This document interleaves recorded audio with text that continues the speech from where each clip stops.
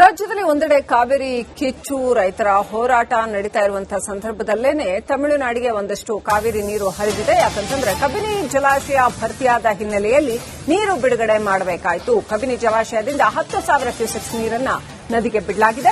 ಜಲಾಶಯದ 4 ಕ್ರಸ್ಟ್ ಗೇಟ್ಗಳ ಮೂಲಕ ನೀರು ಬಿಡುಗಡೆ ಮಾಡಲಾಗಿದೆ.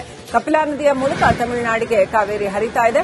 ಮೈಸೂರು ಜಿಲ್ಲೆ ಸರಗೂರು ತಾಲೂಕಿನ ಕಬಿನಿ ಜಲಾಶಯದಲ್ಲಿ ಜಲಾಶಯ ತುಂಬಿ ಅಧಿಕಾರಿಗಳು ಪ್ರವಾಹದ ಮುನ್ನೆಚ್ಚರಿಕೆಯನ್ನ ಕೊಟ್ಟ ನಂತರದಲ್ಲಿ ಇದೀಗ ನೀರನ್ನು ನದಿಗೆ ಬಿಡಲಾಗಿದೆ.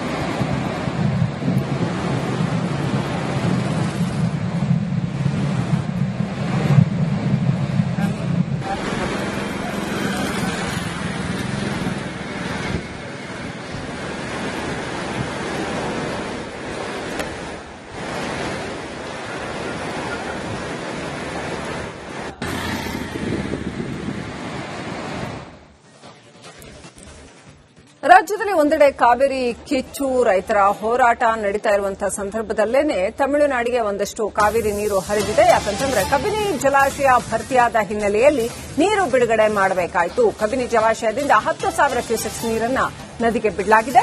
ಜಲಾಶಯದ 4 ಕ್ರಸ್ಟ್ ಗೇಟ್ಗಳ ಮೂಲಕ ನೀರು ಬಿಡುಗಡೆ ಮಾಡಲಾಗಿದೆ. ಕಪಿಲಾ ನದಿಯ ಮೂಲಕ ತಮಿಳುನಾಡಿಗೆ ಕಾವೇರಿ ಹರಿತಾ ಇದೆ.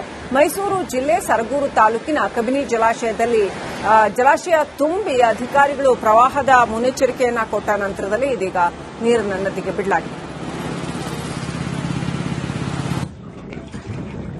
ದೇವಸ್ಥಾನ